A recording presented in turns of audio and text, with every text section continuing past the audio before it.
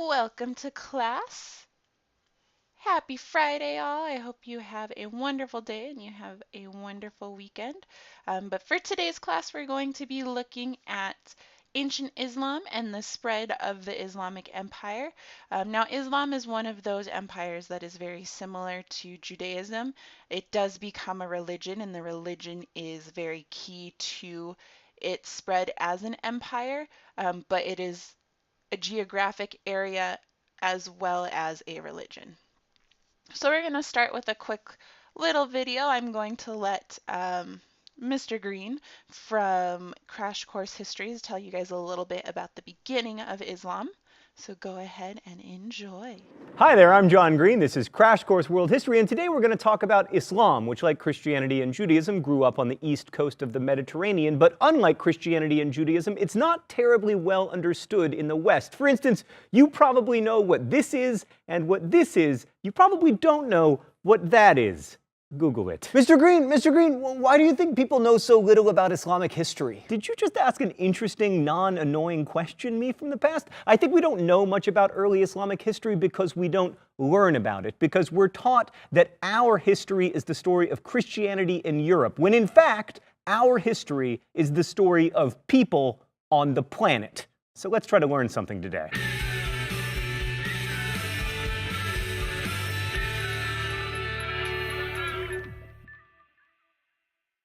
So in less than 200 years, Islam went from not existing to being the religious and political organizing principle of one of the largest empires in the world. And that story begins in the 7th century CE when the angel Gabriel appeared to Muhammad, a 40-ish guy who made his living as a caravan trader, and told him to begin reciting the word of God. Initially, this freaked Muhammad out, as, you know, it would, but then his wife and a couple other people encouraged him, and slowly he came to accept the mantle of prophet. A few things to know about the world Islam entered. First, Muhammad's society was intensely tribal. He was a member of the Quraysh tribe living in Mecca, and tribal ties were extremely important. Also, at the time, the Arabian Peninsula was like this crazy religious melting pot. Like most tribal Arabs worshipped gods very similar to the Mesopotamian gods you'll remember from episode 3. And by the time of Muhammad, cult statues of many of those gods had been collected in his hometown of Mecca in this temple-like structure called the Kaaba. But Arabia was also home to monotheisms like Christianity and Judaism and even a bit of Zoroastrianism, so the message that there was only one God wouldn't have been like as surprising to Muhammad as it was, for instance, to Abraham. Also, and this will become very important, the northern part of Arabia was sandwiched between the Byzantine Empire and the Persian Sasanian Empire, and you'll remember those guys were always fighting. They were like snowboarders and skiers, or like the Westboro Baptist Church and everyone else. At its core, Islam is what we call a radical reforming religion. Just as Jesus and Moses sought to restore Abrahamic monotheism after what they perceived as straying, so too did Muhammad. Muslims believe that God sent Muhammad as the final prophet to bring people back to the one true religion, which involves the worship of and submission to a single and all-powerful God. The Quran also acknowledges Abraham and Moses and Jesus, among others, as prophets, but it's very different from the Hebrew and Christian Bibles. For one thing, it's much less narrative, but also it's the written record of the revelations Muhammad received, which means it's not written from the point of view of people. It is seen as the actual word of God. The Quran is a really broad-ranging text, but it returns again and again to a couple themes. One is strict monotheism, and the other is the importance of taking care of those less fortunate than you. The Quran says of the good person, spends his substance, however much he himself may cherish it, upon his near of kin and the orphans and the needy and the wayfarer and the beggars, and for the freeing of human beings from bondage. These revelations also radically increase the rights of women and orphans, which is one of the reasons that Muhammad's tribal leaders weren't that psyched about them. To talk more about Islamic faith and practice, let's go to the thought bubble. The 5 pillars of Islam are the basic acts considered obligatory, at least by Sunni Muslims. First is the Shahada, or the profession of faith. There is no God but God, and Muhammad is God's prophet, which is sometimes translated as there is no God but Allah, and Muhammad is Allah's prophet, which tries to make Muslims sound other and ignores the fact that the Arabic word for God, whether you're Christian or Jewish or Muslim, is Allah. Second, Salah, or ritual prayer 5 times a day, at dawn, noon, afternoon, sunset, and late evening, which are obligatory unless you haven't hit puberty, are too sick, or are menstruating. Keep it PG, Thought Bubble. Third, Psalm, the month-long fast during the month of Ramadan, in which Muslims do not eat or drink or smoke cigarettes during daylight hours. Since Ramadan is a lunar calendar month, it moves around the seasons, and obviously it's most fun during the winter, when the days are shorter, and least fun during the summer, when days are both long and hot. Fourth is zakat, or almsgiving, in which non-poor Muslims are required to give a percentage of their income to the poor. And lastly, Hajj, the pilgrimage to Mecca that Muslims must try to fulfill at least once in their lives, provided they are healthy and have enough money. And there's also more to understanding Islam than just knowing the Quran. Like Judaism with its Talmud and Christianity with its lives of saints and writings of church fathers, Islam has supplementary sacred texts, chief among which is the Hadith, a collection of sayings and stories about the Prophet. One more thing about Islam. Like Christianity and Judaism, it has a body of law. You might have heard of it. It's called Sharia. Although we tend to think of Sharia as a single set of laws that all Muslims follow, that's ridiculous. There are numerous competing ideas about Sharia, just as there are within any legal tradition. So people who embraced this worldview were called Muslims because they submitted to the will of God, and they became part of the Ummah, or community of believers. This would be a good moment for an Uma Thurman joke, but sadly, she is no longer famous. I'm sorry if you're watching this, Uma Thurman. Being part of the Ummah trumped all other ties, including tribal ties, which got Muhammad into some trouble and brings us, at last, back to history. So as Muhammad's following in Mecca grew, the Ummah aroused the suspicion of the most powerful tribe in Mecca, the Quraysh. And it didn't matter that Muhammad himself was born into the Quraysh tribe, because he wouldn't shut up about how there was only one God, which was really bad news to the Quraysh tribe, because they managed the pilgrimage trade in Mecca, and if all those gods were false, it would be a disaster economically. Although, come to think of it, in the end, the Meccan pilgrimage business turned out just fine. So the Quraysh forced Muhammad and his followers out of Mecca in 622 CE, and they headed to Yathrib, also known as Medina. This journey, also known as the Hijra, is so important that it marks year zero in the Islamic calendar. In Medina, Muhammad severed the religion's ties to Judaism, turning the focus of prayer away from Jerusalem to Mecca. Also in Medina, the Islamic community started to look a lot more like a small empire than like a church. Like, Jesus never had a country to run, but Muhammad did almost from the beginning, and in addition to being an important prophet, he was a good general, and in 630, the Islamic community took back Mecca. They destroyed all those idols in the Kaaba, and soon Islam was as powerful a political force in the region as it was a religious one. And it's because the political and religious coexisted from the beginning that there's no separate tradition of civic and religious law like there is in Christianity and Judaism. So then when Muhammad died in 632 CE, there wasn't a religious vacuum left behind. Muhammad was the final prophet. The revelation of the Quran would continue to guide the Ummah throughout their lives. But the community did need a political leader, a caliph, and the first caliph was Abu Bakr, Muhammad's father-in-law, who was not without his opponents. Many people wanted Ali, Muhammad's son-in-law, to lead the community, and although he did become the fourth caliph, that initial disagreement, to radically oversimplify because we only have 10 minutes, began the divide between the two major sects of Islam, Sunni and Shia. And even today, Sunni Muslims believe Abu Bakr was rightly elected the first caliph, and Shia Muslims believe it should have been Ali. To Sunnis, the first four caliphs, Abu Bakr, Umar, Uthman, and Ali, are known as the rightly guided caliphs, and many of the conservative movements in the Islamic world today are all about trying to restore the Islamic world to those glory days, which, like most glory days, were not unambiguously glorious. Abu Bakr stabilized the community after Muhammad's death and began the process of recording the Quran in writing, and started the military campaigns against the Byzantine and Sasanian empires that within 116 years would allow the Islamic Empire to go from this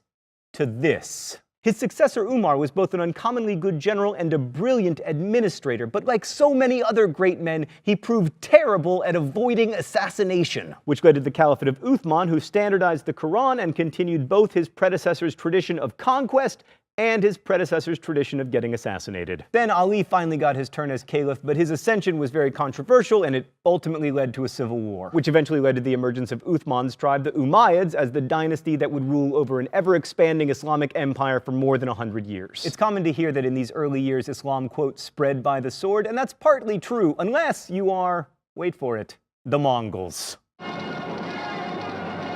Actually, as usual, the truth is more complicated. Many people, including the Mongols, but also including lots of people in Central and East Asia, embraced Islam without any military campaigns. And in fact, the Quran says that religion must not be an act of compulsion. But this much is true. The early Islamic Empire was really good at winning wars. And situated as they were between two very wealthy empires, the Byzantines and the Sasanians, there was plenty to fight for. The first of all were the Sasanians, the last non-Muslim successor to the Persian Empire. They were relatively easy pickings because they'd been fighting the Byzantines for like 300 years and they were super tired. Also, they had recently been struck by plague. Plague, man, I'm telling you, it's like the red tortoiseshell of history.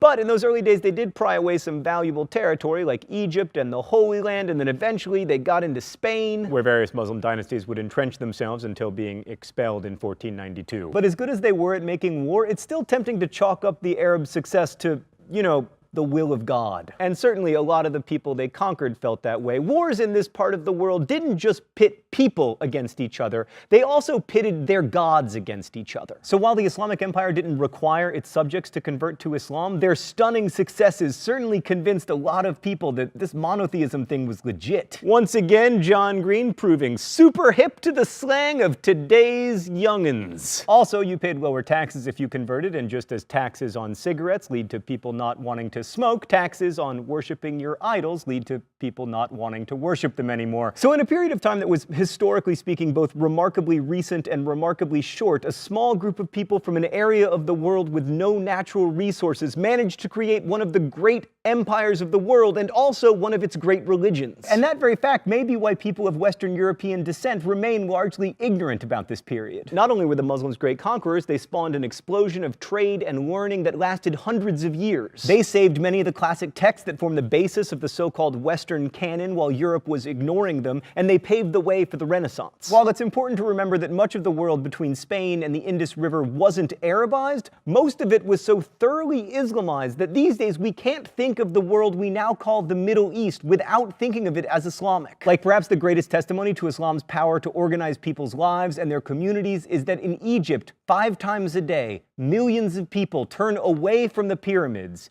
and toward Mecca. Egypt, birthplace to one of the longest continuous cultures the world has ever known, is now the largest Arab country in the world. Next week. Right. So what we are going to look into is the spread of Islam. So how does it go from this religion that Muhammad, you know, starts because of his beliefs and his experiences into an empire? Okay, so we have Muhammad, and like you guys saw in the video, he was born in about 570 CE or AD in Mecca, which is now in present-day Saudi Arabia. In his life, he reported receiving revelations from God and preached about them. His revelations form the Quran, the central religious text of Islam. At the time of Muhammad's birth, the Arabian Peninsula was divided into many competing tribes. Okay, so it's kind of like we saw in China before the dynasties took over. By the end of his life, so by the end of Muhammad's life in 632 CE, most of the peninsula had converted to Islam, and after his death came the first caliphate. So the caliphate is a political and religious state.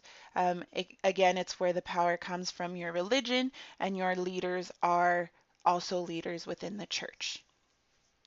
So the caliphate was the political and religious state of Muslims and the lands in their possession in the centuries after the death of Muhammad.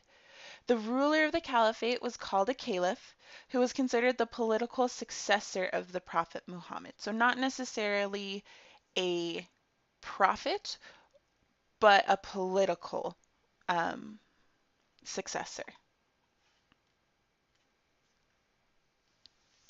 A little more than 100 years later, the Umayyad Caliphate stretched from the Middle East, North Africa, and into Spain. It covered 5.8 million square miles at its largest extent, more than twice as large as the Roman Empire at its height. At this point in history, it is the largest empire ever. Okay, and we know the troubles that come with expanding quite so large, right? This is twice as large as the Roman Empire. We know a big reason the Romans fell is because they expanded too large. If you look as well, you can see that some of those other areas we've studied are here. We've got North Africa, we've got parts of Spain. If you notice, so the Byzantine Empire is not in this. They do exist, but they are not taken over. Okay, so today we're going to be looking at documents to try and answer the question, how did the early Islamic Empire expand? We know it did expand, but we're going to look at 3 different documents to try and decide how we think the early Islamic Empire expanded. If you look at the map here, you can see during Muhammad's time is that darkest color, like a reddish purple, right? So that then comes the Rashidun Caliphate, and they take us into the orange, and then it's through with the Umayyad Caliphate that the yellow and that wide expanse gets taken over by the Islamic Empire. So the first document we're going to look at is document A, and this is so the first document we're going to look at is document A, and this is an excerpt from the Battle of Yarmouk written by al-Biladuri. Okay, so Muslim forces took control of Syria in 636 CE when they fought the Eastern Roman Empire, which included Greece, at the Battle of Yarmouk. This account, written by Muslim historian Ahmad al-Biladuri in the 800 CE, describes the battle. So after we read, there's going to be a close reading question that we're going to underline the answer in green. And then the red underline is going to show us some evidence to help answer our central historic question, how the early Islamic Empire expanded. The Muslims gathered together and the Greek army marched against them. The Greeks and their followers in this battle tied themselves to each other by chains so that none of them would run away. The battle they fought at Al-Yarmouk was of the fiercest and bloodiest kind. In this battle 24,000 Muslims took part. By Allah's help, some 70,000 of them, the Greeks, were put to death, and their remnants took to flight, reaching as far as Palestine, Antioch, Aleppo, Mesopotamia, and Armenia. In the Battle of Al-Yarmouk, certain Muslim women took part and fought violently. Among them was Hind, daughter of Utbah and mother of Muawiyah ibn Abi Sufyan, who repeatedly exclaimed, "Cut the arms off these non-Muslims with your swords." So looking at our close reading question, we're trying to answer, why was this battle the fiercest and bloodiest of its kind? And there's a few things here that I think really hint at that, right? The Greeks chained themselves together so that none of them would run away. By the end of the battle, some 70,000 Greeks were put to death. And then you have our women who are fighting in this battle as well, and one is screaming, "Cut the arms off these non-Muslims with your swords," multiple times, all of which hint that this is a fierce and bloody battle. We also want to look at information about how this helped the early Islamic Empire expand. And if we look at what's underlined in red, I would say it's a battle, right? The battle they fought at Al-Yarmouk. So they're fighting their enemies, right? And in this instance, it's the Greeks, to expand their territory. Document B, we're going to do the same thing. So we'll have a close reading question, and then we're going to look at evidence of the early Islamic Empire expansion.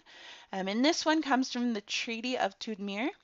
It was signed in 713 CE between Abd al-Aziz, the commander of the Muslim forces invading Spain, and Theodemir, the Christian king of a region in southern Spain. And this document says, "In the name of God, the merciful and compassionate, we, Abd al-Aziz's forces, will not harass him, Theodemir, nor remove him from power. His followers will not be killed or taken prisoner, nor will they be separated from their women and children. They will not be coerced in matters of religion, their churches will not be burned, nor will sacred objects be taken from the realm, as long as he remains sincere and fulfills these conditions that we have set for him. He will not give shelter to fugitives, nor to our enemies, nor encourage any protected person to fear us, nor conceal news of our enemies. He and each of his men shall also pay 1 dinar every year, together with 4 measures of wheat, 4 measures of barley, 4 liquid measures of concentrated fruit juice, 4 liquid measures of vinegar, 4 of honey, and 4 of olive oil. Slaves must each pay half of this amount. So our close reading question is going to be, how will Muslims treat the people that they conquer? In this specific incident, we see that all in the first half, right? So they're promising not to harass the conquered people. They're not going to separate them from their women and children. They're not going to be coerced, meaning they're not going to be forced into converting. They will not have their churches burned, and they won't mess with their sacred objects, right? So they're basically saying, hey, we conquered you, we beat you, but we're good. We will treat you well. Which leads us into our evidence of how the early Islamic Empire expanded, right? Because why would they kill all of those Greeks, but then turn around and promise to treat these southern Spanish people well? And that comes into this part here, right? As long as he, and this is Theodemir, the king, as long as he remains sincere and fulfills these conditions that we have set forth for him, right? So we conquered you, we beat you, we could kill you, but instead, you're just going to pay us a bunch of stuff, right? You're not going to help our enemies. You're not going to tell your people to be afraid of us. You're going to give us money. You're going to give us food and supplies. And in return, you can continue living your life the way you want, but you're part of the Islamic Empire now. Okay, and then our last document, document C, is actually written much, much later. This comes from Fred Donner. He is a historian at the University of Chicago who specializes in early Islam and early Islamic expression. Okay, so we're looking at an excerpt from his book where he challenges some of the common knowledge about early Islamic conquests. During the conquest period, the granting of gifts, which had been practiced by Muhammad, became more regularized and eventually institutionalized. In the first place, there was established a system of stipends or direct salary payments, ata, to warriors serving in the Islamic armies. Tribesmen in the Islamic armies who rebelled against the regime now did so at the cost of losing the stipends that the regime provided. Similarly, stipends were granted to some Persian or Armenian nobles, dekhans, who cooperated with the Muslims in Iraq. In most cases, it appeared that these individuals were required to embrace Islam in order to receive their stipend. So our close reading question for this would be, what was the purpose of gift giving that the author describes? And I underlined that whole second paragraph, right? So they're going to lose their stipend if they rebel. They will be given a stipend if they cooperate with the Muslims in Iraq, and then they were most likely required to convert to Islam in order to receive their stipend. But to actually answer the question, I would say that the purpose of this gift giving is to solidify power, right? You're solidifying your power, and you're also encouraging obedience, because you're saying, if you rebel, you're going to lose this gift or this money that I'm giving you. But if you cooperate and you follow our way of life, I'm going to give it to you. Which also, again, leads us into our evidence of how the empire expanded. So we're in a conquest period. They're obviously taking over, but they institute the granting of gifts. So regularized and institutionalized means that they created a system in which it had to have been followed. And it's really, again, that incentive to follow them and obedience. If I convert to your way of life, if I do what you ask me to do, I will be rewarded monetarily. If I don't, you will take that away from me. So it's encouraging people to accept and follow the Islamic way of life and the Islamic rulers. Okay, so if we take all of this and we put it together, we've got our central historic question: how did the early Islamic empire expand? And if we look at each document, we see three different ways that it expanded. According to document A, the early Islamic Empire expanded through battle and killing their enemies. According to document B, the early Islamic Empire expanded through a tribute system, where they allowed conquered leaders to stay in power.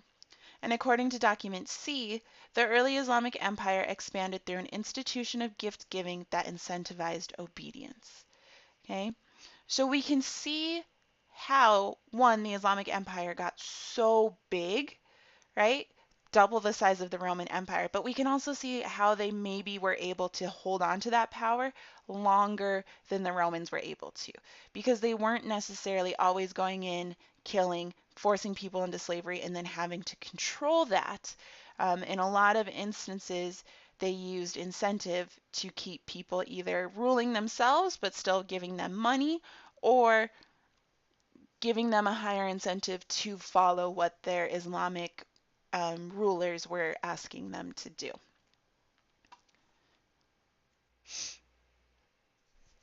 Alrighty, so that is all I have for you guys today. So don't forget today you do have an exit ticket that's 9/21/18 due today, and you also have the 410 quiz on the expansion of the Islamic Empire due today. Due Monday, you have a reading and a reading quiz on the Tang and Song dynasties in China. Okay, I hope you guys have a wonderful weekend.